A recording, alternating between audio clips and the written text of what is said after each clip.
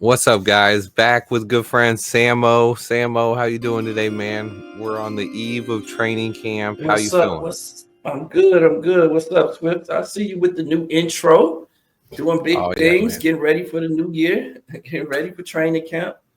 Big J2K season made that, ahead. man. You know the guy.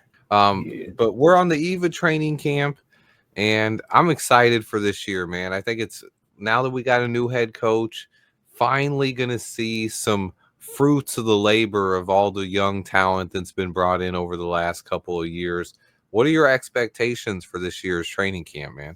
Man, so let me just start by saying I came into this year, well, I ended last year extremely pessimistic about this team, this organization, and just everything as a whole, the organization from top to bottom.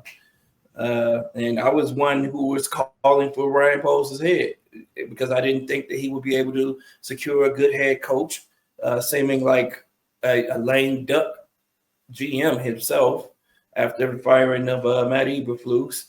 So I was extremely pessimistic about it. And as time went on, though, you know, the dominoes just started falling into place, falling into place, falling into place. And man, I became more and more optimistic about this team. We land the best head coach available to me, Oh yeah. which was Ben Johnson. The perfect marriage between him and Caleb Williams. We got to get Caleb going. That's the main thing. That's absolutely going to get this team going. And he lands Dennis Allen, one of the best defensive minds in the game. So it's just like, man, then things just start falling into place with the coaching staff. Boom. Then we get some pretty good free agents. I think, man. The trades for the offensive linemen. Then we end up signing Grady Jarrett, and we end up signing Odangbo, and we solidified the trenches. Boom, things looking better from there. And the draft didn't go as expected, but the more I dive into the players that we did get, man, I like exactly the players that we got and where we got them. I think you know no one expected us to draft Colston Loveland. I would say that. I don't Man, know if I was as anyone far off really as expected anybody us on to that one. draft Colston Yeah. Loveland. For anyone we know, but if you think about what Ben Johnson likes to do, man, with 12 personnel and what Colston Loveland is as a player, man, what he was not last year, but the season before, man, the dude is a monster. He's a matchup nightmare, for too big for DBs, too fast for linebackers. So he's going to be a matchup nightmare.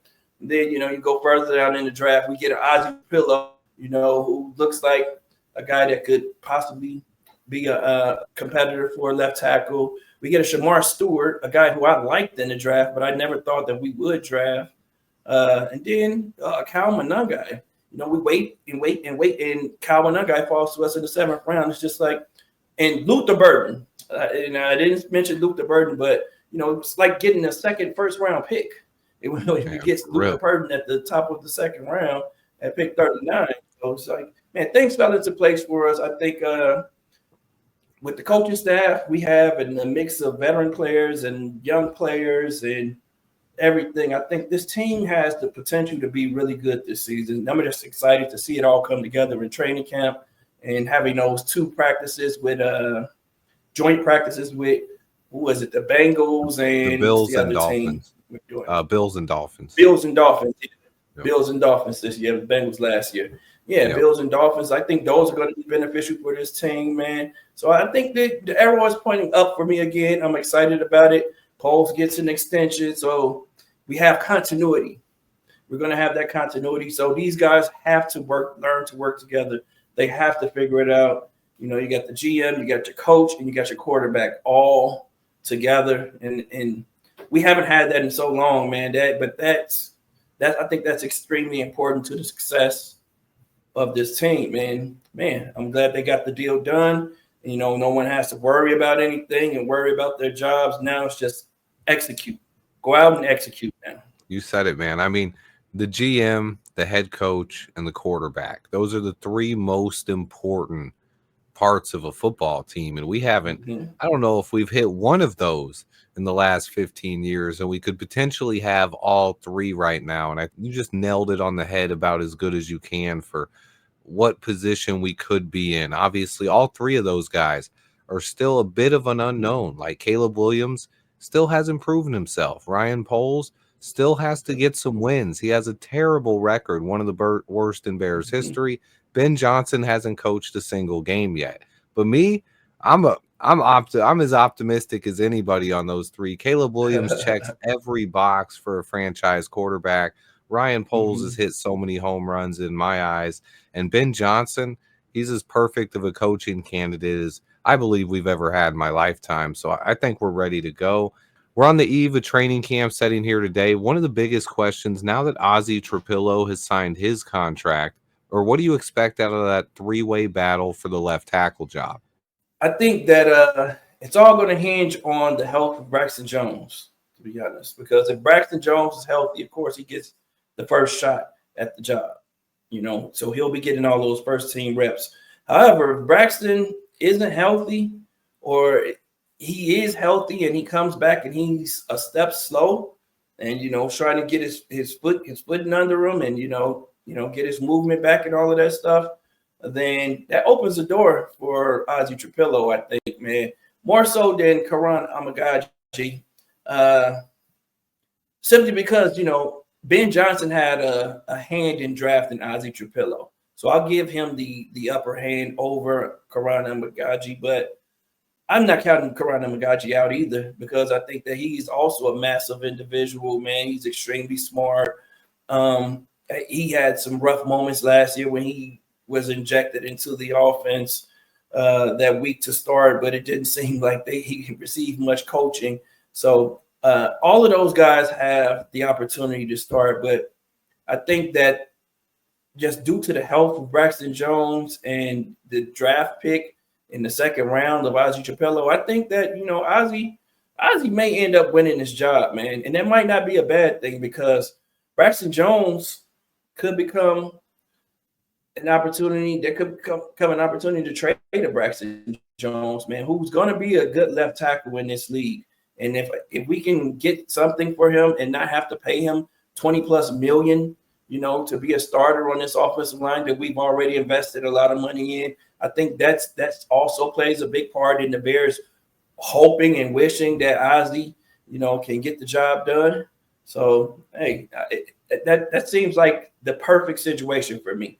We get into training camp, Ozzie wins the job, Braxton still looks good, and then we get teams calling for Braxton, saying, "Hey, we need a left tackle on our team," and Braxton, we get a second round pick for a Braxton Jones, and then we just spent on an Ozzie Trapillo and not have to pay that $20 million plus dollars that it's going to cost to sign a Braxton Jones after this year. Because And regardless of what people think about Braxton, he's going to command that type of money just because he's been there. He's been a starter in this league. And honestly, that's the only reason why he's not in this team's future right now. If left tackles didn't get paid what they got, Braxton might have got signed to a long-term deal by now. But no one's, especially with his struggles he's had and coming off-season ankle injury and never playing for Ben Johnson. It's clear that he's not in the team's future plans right now, and we're not going to pay him that 20 million, but Braxton is going to get paid next off season. And if a team does come and blow us away with an offer, you got to make that offer. But I can't rule out Braxton as a guy who, if Ozzie gets a slow start or Karan Amagaji doesn't live up to the expectations as well, Braxton can still come in here and solidify the position for one more year for us as well, and at least be a solid option at left tackle. So I like that he's our floor at the position, but if someone beats him, I think that's better for us right now, because I think that means someone outperformed Braxton. If someone else is the tackle, that means they came out there, they showed that they can hold up their anchor in the NFL and do what Braxton hasn't done the last couple of years, what Ben Johnson's looking for. And then if they need a little bit of help with the speed rushers, that's what you got people to chip for. Hopefully you can get them a little bit of help on that. But yeah, I'm ready for it. It's a little bit different when guys are getting taken all the way around the pocket and beat on a speed rush, Yep. that Caleb has a chance to step up. Now, with Drew Dahlman here, hopefully he's going to have that chance to step up. So you're not as worried about those speed rushers. But when the Mm-hmm. left tackle's getting bull rushed back into the quarterback's lap, there's nothing you Right. can really do about that. So that's why, Right. to me, Ozzy and Karan are 1 and 2 right now, with Braxton being the long shot. But Mm-hmm. it is going to be a real battle for sure. It is, and that's going to make training camp extremely interesting, and just to figure out how they divvy up the snaps too. Hmm. It's going to be interesting to see how they divvy up the snaps, and I fully expect probably the entire first team offense and defense to play a lot in the preseason as well, so they can figure some things out. So, it's going to be a good training camp. It's going to be a good preseason to watch the Chicago Bears because, like them, we're trying to figure out exactly what this team is. Like Yeah. us, well, let's say like us, they're trying to figure out what they have in these players. Yeah. And they're going to actually allow these guys to play because that's the best way to evaluate a guy is by putting them on the field. So in a real game situation. And you mentioned a couple of our additions to the defensive line with Deo Dangbo and Grady Jarrett. I know you're one of the guys out there that does watch a lot of tape. How do you think the defensive line is going to play out this year? Do you see Grady Jarrett being the leader there? Do you see Javon Dexter taking a big step forward? And how do you see that defensive line playing out this year? Anything to watch? I think Ryan Poles did a really good job, man, this offseason. I know a lot of people are calling for an additional defensive lineman to be added, but we got to remember we did draft Austin Booker last year with a pick from this year's draft. So he's Yeah. really a pick from this year's draft that we just got early. And he showed a lot of promise, man. The guy just was small. He needed to get a little bit heavier, get a little bit stronger. But he showed that he can get around offensive tackles and get to the quarterback. He showed some combination of moves. He just has to be consistent and be a little bit stronger against the run. So I'm excited about seeing Austin Booker, in his second year and with another defensive line coach as well, because wasn't very fond of our last defensive line coach. Didn't feel like he did enough to develop players. We see all guys like Javon Dexter get better, but outside of that, I didn't see many players just developing and really get better. But as far as the rotation goes, man, I think, like I said, I feel like Poles did a masterful job. We have good veterans, a good veteran in Grady Jarrett and Billings. You got two really good veterans, and then you got the Odangbo who can also play on the inside. So that's a really good rotation of defensive tackles. And then you bring in. We also still have Javon Dexter, and then we bring in Shamar Turner.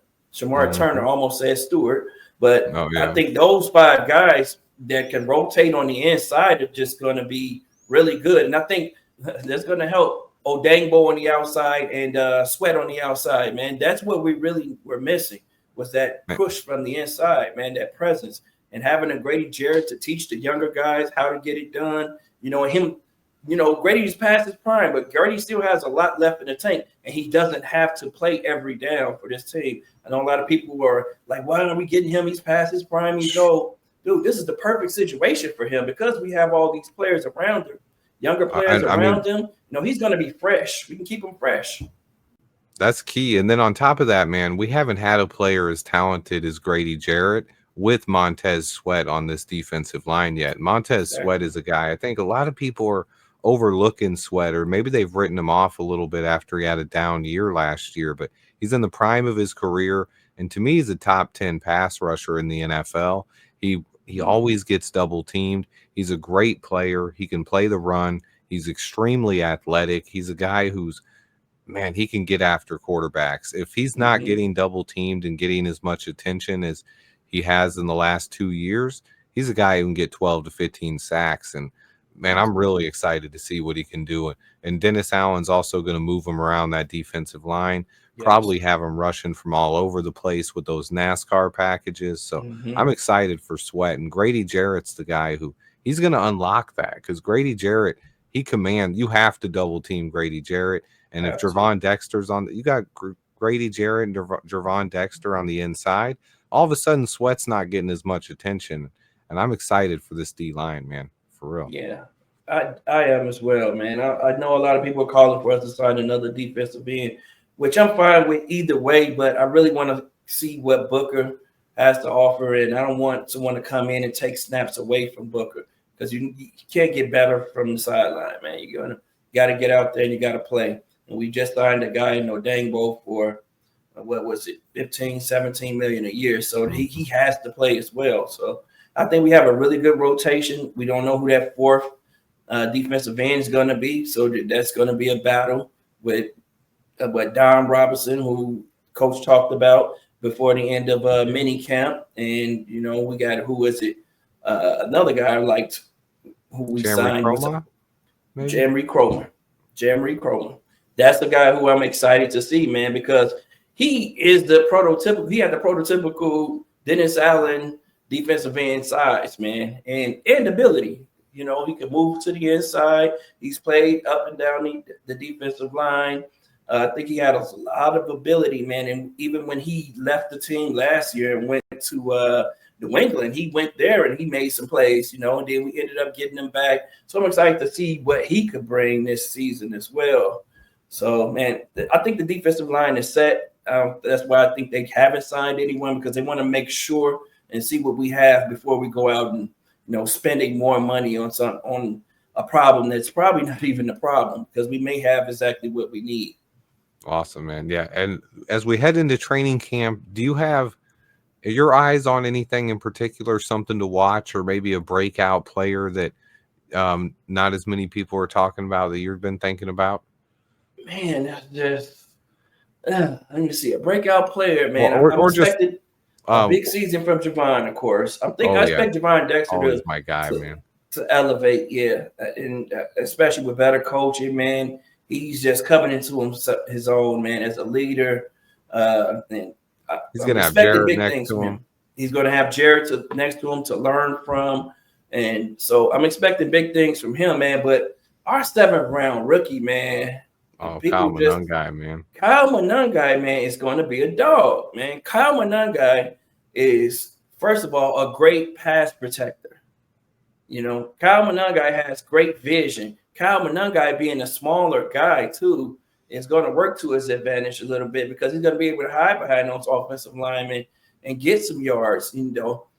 Us also having an offense with all these weapons on the outside, defenses aren't going to be able to stack the box against us, because Caleb's going to tear you apart if you try to stack the box against us. So, you have to be, the defense is going to have to play straight up with us. So, he's going to have some room to run. And I think, he doesn't have that burner speed, but I'll take a 20-yard run. I'll take 3-4 20-yard runs in the game, That's what I think he can offer, man. He's going to have some big runs in these games. He's got ball security for sure, man. No fumbles in his career. No fumbles. He's just like, man, he's the sneaky good back, man. And he's the muscle hamster. He's comparable to the muscle hamster to me as well. So he's not a small guy. He's small. He's short, but he's not small. That's what. Who was that? John Fox. He's short, but he's not small. Yeah. He has that thickness to him, man. He's a workout warrior, man, and I just think that he's a hard worker as well, man. That blue chip type player, man. I think he's going to come in and surprise some people. I fully expect him to be our number 2 back behind DeAndre Swift, and getting a lot of carries this season, man.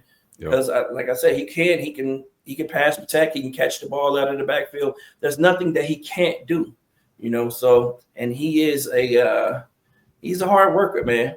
By all means, everything that I've learned about him, through the pre-draft process, and watching coaches and people talk about him and how he played at Rutgers, man, it's just like, hey, we may have found a hidden gem in Kyle Monangai. So I'm excited to see him this preseason. We know he's going to get all of the opportunities to play. So we'll see.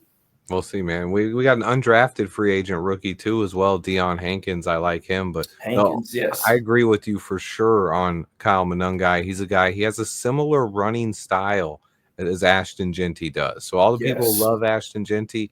He runs the same way. He's not as talented, but he's a similar style of runner. You throw him Mm-hmm. a little, maybe a mixture of a little bit of Ashton Genty, a little bit of Isaiah Pacheco, and then you Pacheco, just yep. downgrade him a little bit, and he's a budget type of those two players. And I love what you get from him. I think he's a guy who can make this roster. He's going to be battling Roshan Johnson for that change of pace role, short yardage.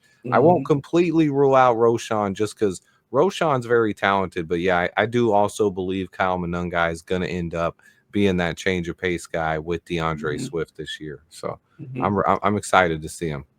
Yeah, and I think Roshan still has a place on this team, man. Like you said, short yardage situation. I think we've seen Ben Johnson put running backs in the best position to be successful. We saw Jamal Williams have like what 20 touchdowns one season, 2 seasons ago, and go on into New Orleans and earn a contract. So He did. Got paid. Ben Johnson has a plan for running backs with the style of a Roshan Johnson, man. Put David him in Montgomery. at Yep. goal line situations, short yardage situations, man, and let him thrive. I think that's where he's most successful. And that's what I like about this entire coaching staff. They're going to put players in position to be successful. You know, allow them to do what they're good at while working on what they're not good at. A good coach can make a good player great and a bad player play well. And that's what I'm expecting from this coaching staff. I think they've done a masterful job, man, just all around at every position. So as far as the position coaches go, who are I think extremely important to the development of some of these younger players, who I'm banking on to have some growth. We want to For see sure. some growth. That's what we haven't seen a lot of growth. We want to see some substantial growth from these guys, and I think we're going to see that this year. Yep, I do too, man. It's an exciting time to be a Bears fan, and Sammo, I'm excited about training camp. As always, man. It's been a little bit since we've talked, so it was good to chop it up with you. We'll definitely have to chop it up again Always, soon. We have training camp coming up. The season is on the horizon, and this long off season. It's been an exhausting one, man. But this off it season has. is finally coming to a close, and football is around the corner, man. I can't wait. Neither can I, nor can I, fella. Hey, it's time to get excited about it again, man. What is it? They say like every 15, 20 years, the Bears are good again. I think this is our time, man. I think Hey, the stars are aligning, and let's get excited, Bears fans. hey, I'm ready, man. Bear down for sure.